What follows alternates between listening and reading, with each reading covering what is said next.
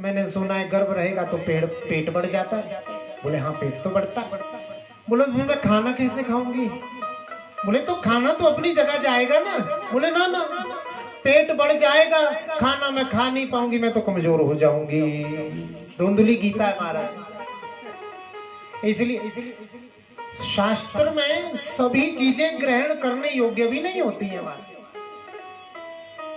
जो प्रमाणिक वस्तु है, जो प्रमाणिक बात किसी ने कही है, वही ग्रहण करने योग्य है।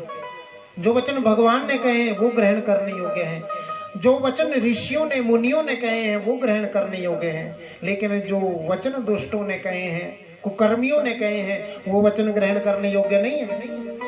कहने लगी पेट बढ़ जाएगा, खाना नहीं खा पाऊंगी, कमजोर हो जाऊंगी। बोले ऐसा कुछ नहीं है, तू खा ले। और फल उठाया, फल उठाकर फिर सोचने लगी, अरे बहन मैंने सुना है जब पेट बढ़ जाएगा, शरीर भारी हो जाएगा, गांव में अगर डाकुओं का आक्रमण हो गया, फिर डाकू आ गए गांव में, सब भाग जाएंगे, मैं ही नहीं भाग पाऊंगी। महाराज देखो कैसी व्यर्थ की बात कर रहे हैं। गांव में डाकू आ गए तो मैं ही नहीं भाग पाऊंगी, सब भाग जाएंगे। सहेली ने कहा डाकू भी तेरी खातर आएंगे। बोले नहीं नहीं बहन, अब सुखदेव जी करा 11 साल तक अगर पेट में ही रहा तो मैं तो मर ही जाऊंगी। महाराज ऐसा कहा है धुंधली ने। इतना भी पता है उसको कि सुखदेव महाप्रभु 11 वर्ष तक माता पिंगला के गर्भ से नहीं निकले थे।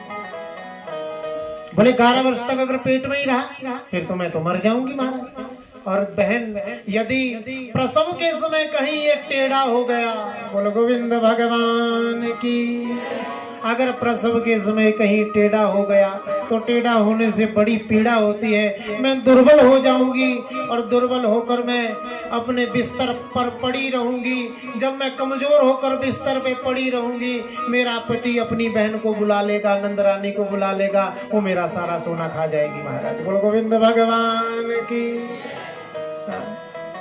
ऐसा लिखा है भागवत में। इसलिए धुंधली कहने लगी, बहन मेरे विचार से तो जो बांझ है और मेरे विचार से जो विधवाएं हैं वही इस धरती पर सुखी है। बोलो गोविंद भगवान की। ये कहने लगी। सहेली समझाते समझाते थक गई, लेकिन समझा नहीं पाई। अंत में कह दिया खाना है खा, मैं तो चली। थोड़ी देर बाद उस धुंधली की बहन आ गई। महाराज बहन से भी वही व्यथा कही।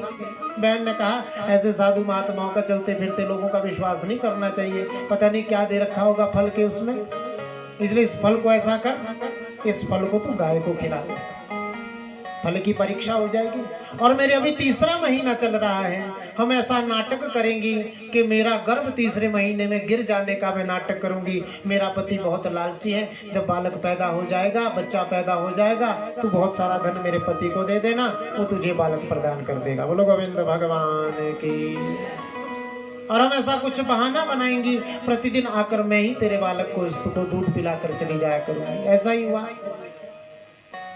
ऐसा ही हुआ। वो गाय उस धुंधली ने वो फल उस एक गाय को अपनी खिला दिया और ये भी नाटक करते हुए अपने घर में रहने लगी। अपने पति से कहा पतिदेव मैंने वो फल खा लिया है। धीरे धीरे 1 महीना बीता। जैसे ही समय बीता, इस धुंधली ने पहले तो अपने पेट पर चुनरियां बांधी, फिर धीरे धीरे कढ़ाई बांध ली। महाराज फिर ये नाटक करके अपने पति के साथ रहने लगी कि पतिदेव मैं गर्भवती हो गई हूँ। और आत्मदेव भी बड़े आनंद से पूरे गांव में जाते घूमते कि मेरा आंगन भी बालक की किलकारियों से गूंजेगा। बहुत प्रसन्न होने लगे आत्मदेव। समय बीता। समय बीतने के साथ एक दिन इस धुंधली ने कहा कि मैं अपनी बहन के घर जाना चाहती हूँ। आत्मदेव जी भी क्योंकि गर्भवती थी, मन में ये सुख था कि जहाँ पर मेरी पत्नी प्रसन्न रहेगी वहीं पर मैं भी प्रसन्न रहूंगा। अपनी बहन के घर धुंधली को छोड़ आए। वहीं पर जब धुंधली की बहन के 9वां महीना पूर्ण हुआ, 10वां महीना जैसे ही लगा तो एक पुत्र रत्न पैदा हुआ। उस धुंधली ने भी बहुत सारा पैसा लिया, अपने बहन के पति को प्रदान किया। उस बालक को लिया, अपनी गोद में रखा और संदेशा भिजवा दिया आत्मदेव जी के पास।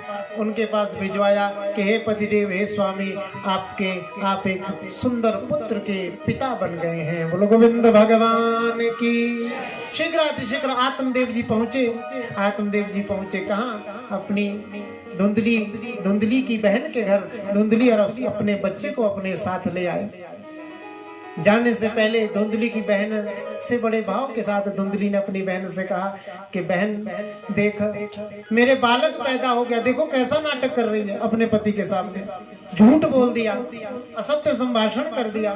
असत्य संभाषण करते हुए अपने पति से कहने लगी, पतिदेव मेरे बालक तो हो गया है, लेकिन मेरे स्तनों में दूध नहीं, मैं अपने बालक का पालन पोषण कैसे करूंगी? मेरी इस बहन के कुछ समय पहले गर्भपात हो गया था। मैं चाहती हूँ कि मेरी बहन भी मेरे साथ चले, ये अपना दूध मेरे बालक को पिलाएगी और हम अपने बालक का पालन पोषण अच्छे से कर पाएंगे। बेचारे आत्मदेव जी तो अपने पुत्र मोह में और पुत्र प्रेम में इतने अंधे हो गए थे, उन्हें कुछ दिखाई नहीं दे रहा था, वो कुछ समझ नहीं पा रहे थे। समझने सोचने की सारी शक्ति समाप्त हो गई, क्योंकि हृदय में पुत्र होने की प्रसन्नता है महाराज।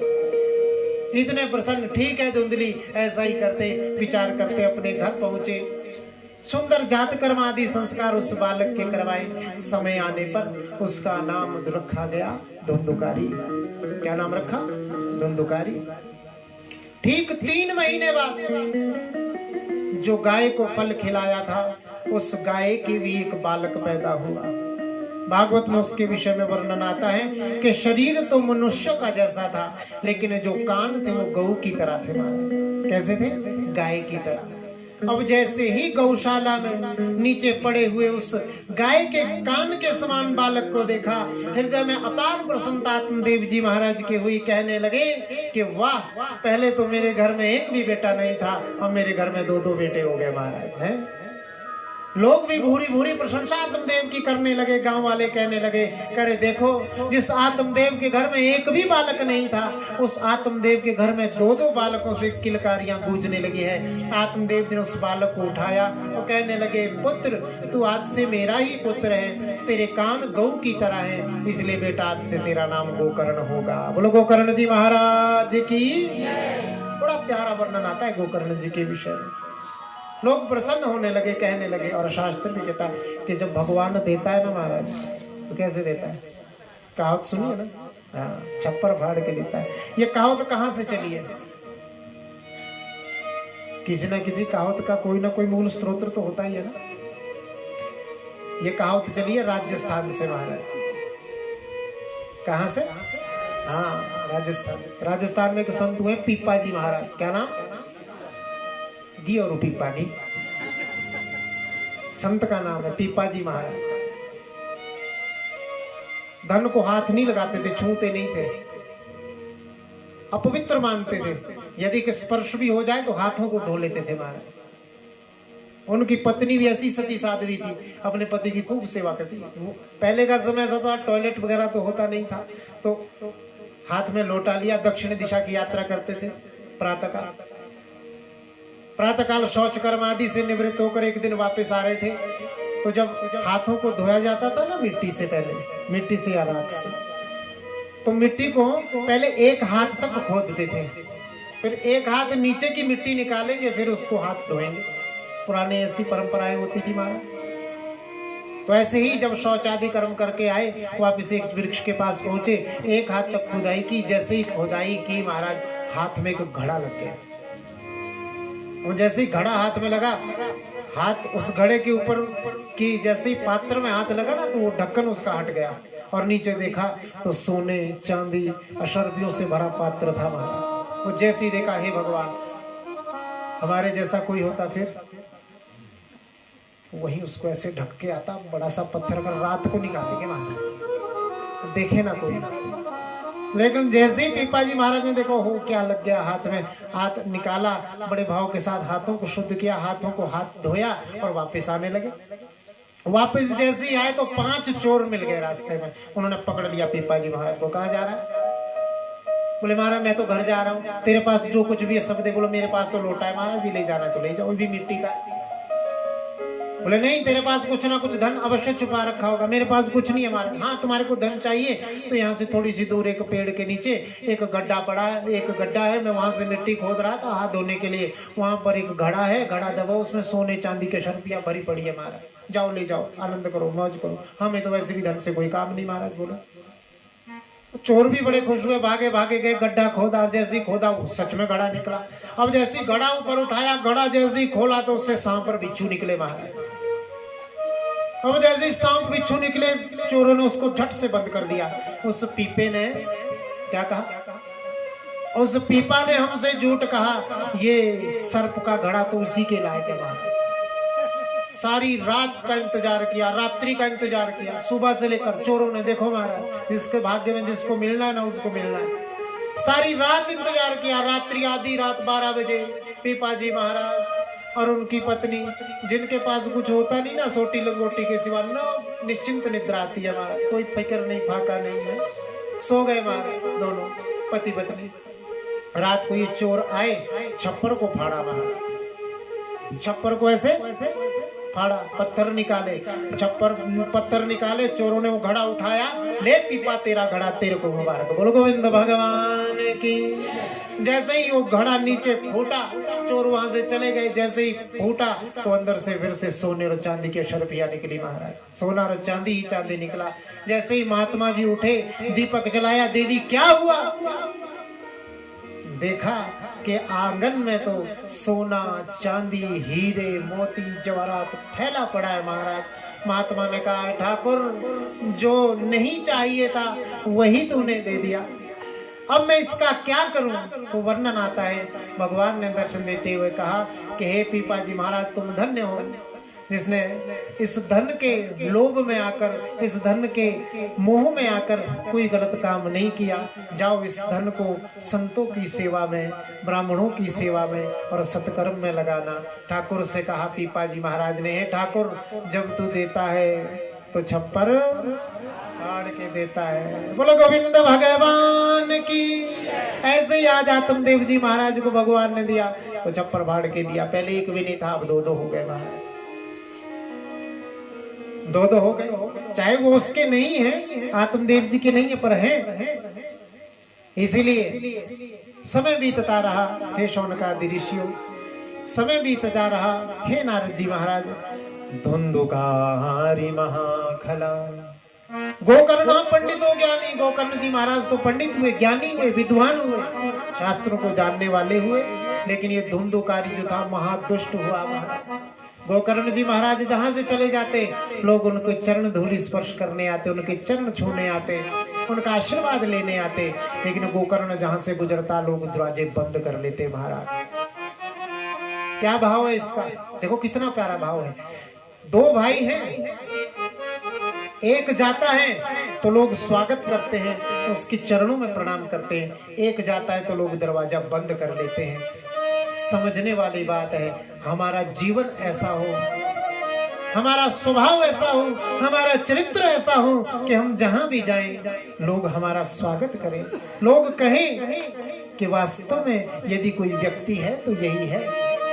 ऐसा जीवन होना चाहिए हमारा, आध्यात्मिक हमारा जीवन हो, भगवान के प्रति हमारी श्रद्धा हो, जैसी गोकर्ण जी महाराज की है। पंडित हुए, ज्ञानी हुए, धुंधुकारी महादुष्ट हुआ। और पंडित वास्तव में किसे कहते हैं? पंडित उसे नहीं कहते लंबी लंबी धोती पाकर जो झाड़ू भी साथ में लगता रहे, उसको पंडित नहीं कहते। भारी भारी चोटी रखना, रखकर भी लंबी लंबी चोटी रखना भी पंडित के लक्षण नहीं है। बड़ा भारी टीका लगा लेना, ये भी पंडित के लक्षण नहीं है।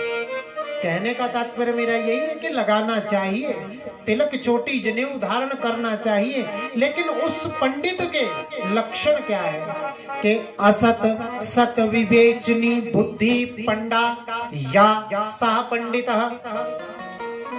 जो सत्य और असत्य में, अच्छे और बुरे में अंतर स्पष्ट कर सके, जिसकी ऐसी बुद्धि है वही वास्तव में पंडित है। बोलो गोविंद भगवान की।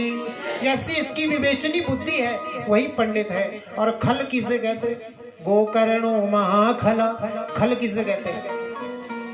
हमारे पहाड़ों में तो खल बहुत चलती है। सरसों पिलाइए कभी, उससे क्या निकलता है?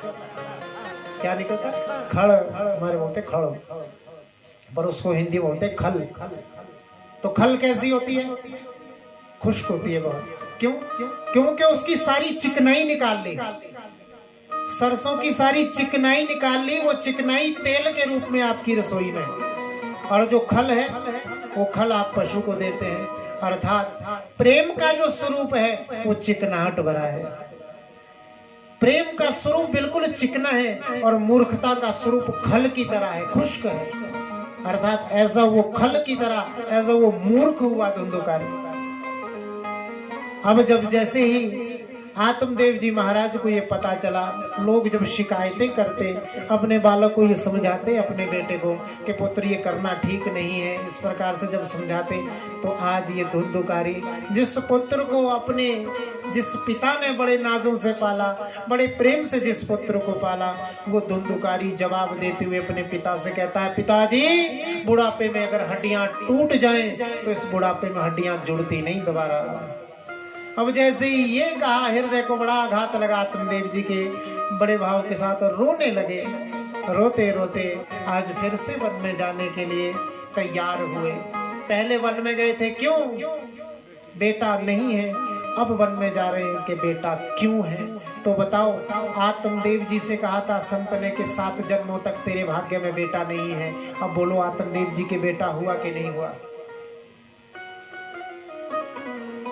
धुंधुकारी किसका बेटा था? उसकी साली का।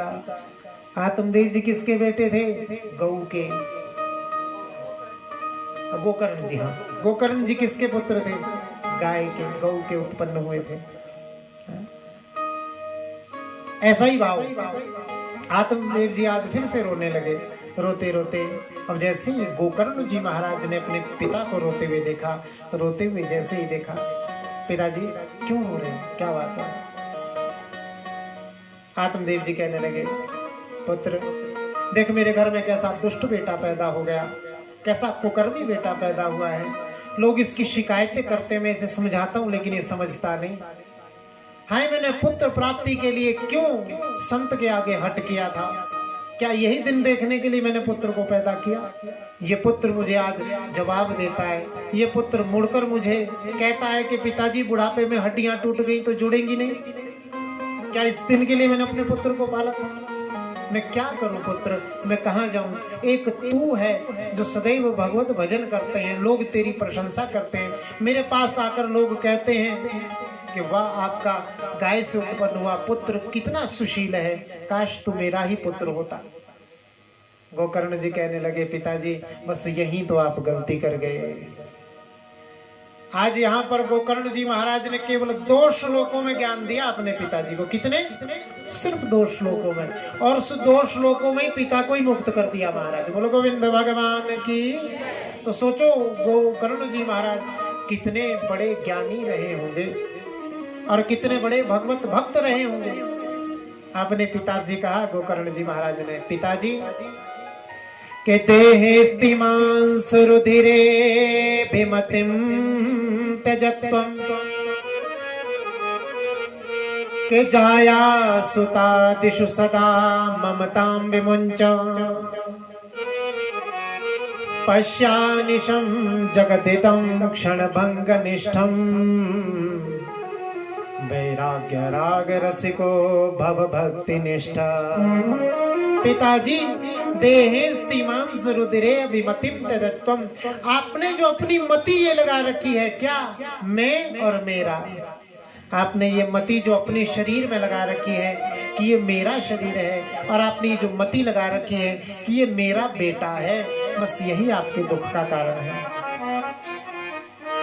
देहेस्ति मांस रुधिरे विमतिम त्यजत्वम, अपनी मति जो इस अस्थि भरे मांस भरे पिंड में आपने लगा रखी है, इस मति का त्याग कर दो। जाया सुता दिशु सदा ममताम विमुंच, अपनी पत्नी से, बच्चों से जो आपने ममता जोड़ रखी है, इस ममता का भी परित्याग कर दो। क्यों? क्योंकि ममता सदैव बंधन का कारण होती है। जिस व्यक्ति को ये ज्ञान हो गया पिताजी कि ममता सदैव बंधन का कारण होती है, तो पिताजी इस बंधन से यदि मुक्त होता है तो ये एक बात अपने हृदय में धारण कर लो कि पश्यानिशम जगदिदम क्षण भंग निष्ठम, ये सारा संसार क्षण भंगुर है, क्षण भंगुर जीवन की कलिका, कल प्रात को जान खिली न खिली। इसलिए पिताजी, ये जो क्षण भंगुर जीवन की कलिका है, इस जीवन को क्षण भंगुर समझकर वैराग्य को अपने हृदय में जागृत करके भक्ति निष्ठ होकर के बड़े भाव के साथ त्यज संसार वासनम, संसार की वासना का परित्याग कर दो। एक बड़ा प्यारा भाव है तो फिल्मी गीत, लेकिन पहले का समय का जो फिल्मी गाना भी होता था ना बुजुर्ग जी, आप तो यहाँ आपको तो पता ही है, उसमें कुछ ना कुछ अर्थ बड़ा गहरा होता था। क्या है कि कसमें वादे प्यार वफा सब बातें हैं बातों का क्या, कसमें वादे प्यार वफा सब बातें हैं बातों का क्या, कसमें वादे प्यार वफा सब बातें हैं बातों का क्या, कसमें वादे प्यार वफा सब बातें हैं बातों का क्या। कोई किसी का नहीं है झूठे नाते हैं नातों का क्या, कसमें वादे प्यार वफा सब बातें हैं बातों का क्या, कसमें वादे प्यार वफा सब बातें हैं बातों का क्या। भाव के साथ सुनो, समझना बात को। अंत समय में मसीहा बिल्कुल सामने होगा। अंत समय जब आएगा वो यमराज बिल्कुल सामने खड़े होंगे, लेकिन हम फिर भी नहीं बच पाएंगे। हम सोचेंगे कि बालक बचा लेगा, बेटा बचा लेगा, कहने का प्रयास करता है कि ये बचाएगा वो बचाएगा, लेकिन बच नहीं पाता है। और वही बेटा अंत समय में क्या करता है, वही बेटा आग लगाता है। यही भाव इसमें है। क्या होगा मसीहा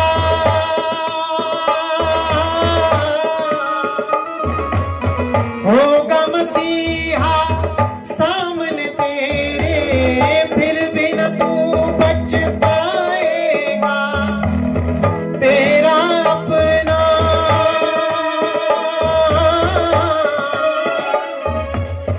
तेरा अपना खून ही आखिर तुझको आग लगाएगा।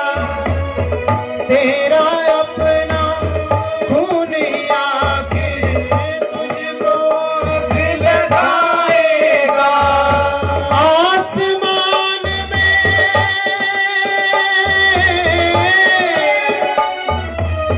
आसमान में उड़ने वाले मिट्टी में मिल जाएगा। कसमें वादे प्यार वफा सब बातें हैं बातों का क्या, कसमें वादे प्यार वफा सब बातें हैं बातों का क्या। यही तो भाव है। तालियां बजानी रहे, पहले दिन दूसरे दिन आपको सुस्ती लग गई है? अभी तो 6 दिन और बाकी है, हमारा 5 दिन। ये थोड़ा सा इसकी समस्या चल रही है, नहीं भाव के साथ। अब जैसा भी है बस आप सुनो प्रेम से। बोलो गोविंद भगवान की जय हो।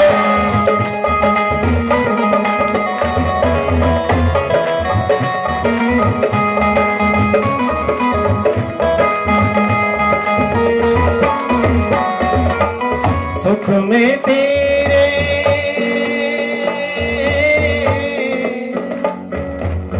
सुख में तेरे साथ चलेंगे, दुख में सब मुंह मोड़ेंगे।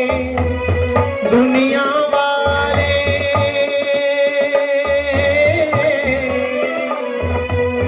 दुनिया वाले तेरे बनकर तेरा ही दिल तोड़ेंगे। दुनिया वाले तेरे बनकर तेरा ही दिल तोड़ेंगे। देते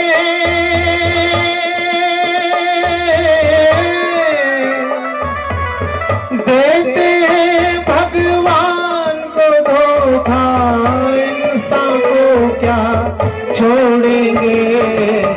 कसमें वादे प्यार वफा सब बातें हैं बातों का क्या। कसमें वादे प्यार वफा सब बातें हैं बातों का क्या। कोई किसी का नहीं ये झूठे नाते हैं नातों का क्या। कसमें वादे प्यार वफा सब बातें हैं बातों का क्या। हरे रामा रामा रामा हरे हरे। हरे रामा आओ प्रेम से रामा रामा हरे हरे। हरे कृष्णा कृष्णा कृष्णा हरे हरे। हरे कृष्णा हरे कृष्णा कृष्णा कृष्णा हरे हरे। हरे रामा रामा रामा हरे हरे। हरे रामा रामा रामा हरे हरे। हरे कृष्णा कृष्णा कृष्णा हरे हरे। हरे कृष्णा कृष्णा कृष्णा हरे हरे। कृष्णा कृष्णा हरे हरे। कृष्णा कृष्णा हरे हरे। बोलो गोविंद भगवान की जय। पिताजी इसीलिए के धर्मं भजस्व सततं त्यज लोक धर्मा। सेवस्य साधु पुरुषान् जहि काम तृष्णा। अन्यस्य दोष गुण चिंतनमाशु मुक्त्वा। सेवा कथा रसमहो नितरां पिबत्वम्। हे पिताजी धर्मं भजस्व सततम, सत्य धर्म का पालन करो। क्या करो? शाश्वत जो धर्म है, धर्मं भजस्व सततम, सत्य का पालन करो। त्यज लोक धर्मान, जो वास्तविक धर्म है। हमारा क्या धर्म है? भगवत नाम भजन का धर्म, सेवा का धर्म, दान का धर्म, पुरुषार्थ का धर्म, यही पिताजी हमारा धर्म है। बाकी जो लोक के धर्म है ना, संसार के धर्म है, त्यज लोक धर्मान, इस समस्त धर्मों का त्याग कर दो। और यदि पिताजी और आप उत्तम फल चाहते हैं तो सेवस्य साधु पुरुषान जहि काम तृष्णा। साधु पुरुषों की सेवा करो। जहि काम तृष्णा, अपनी वासनाएं और अपनी तृष्णाएं, आज मेरे पास क्या है, कल मुझे क्या प्राप्त करना है, इस भाव को छोड़ दो। और पिताजी आपके दुख का वास्तविक कारण क्या है कि अन्यस्य दोष गुण चिंतनम आशु मुक्त्वा। आप जो अन्य के दोष और गुण, इसका चिंतन करना छोड़ दो। दोनों का चिंतन कहा, गोकर्ण जी महाराज ने कहा कि अन्यस्य दोष, दूसरों के दोषों का चिंतन नहीं करना कि इसमें ऐसा दोष है, ये ऐसा करता है, इसने मुझे ऐसा कहा, इसने मेरे साथ ऐसा व्यवहार किया, इस बात को छोड़ दो। और गुण, दूसरों के गुण को चिंतन करना भी त्याग दो, क्योंकि राग और द्वेष, ये जो दो प्रकार के जो अवगुण हैं हमारे मन में आते हैं, ये एक तो राग आता है दूसरों के गुण सुनकर चिंतन करके, और द्वेष आता है दूसरों के दोषों का चिंतन करके। बोलो गोविंद भगवान की। आशु मुक्त, इससे एकदम मुक्त हो जाना। और जब मुक्त हो गए तो फिर क्या करना के सेवा कथा रसमो नितराम पिबत्वम। कथा और सेवा अर्थात सेवा कथा, पहले कहा कि सेवा कथा रसमो, अर्थात कथा श्रवण करो और कथा की सेवा करो।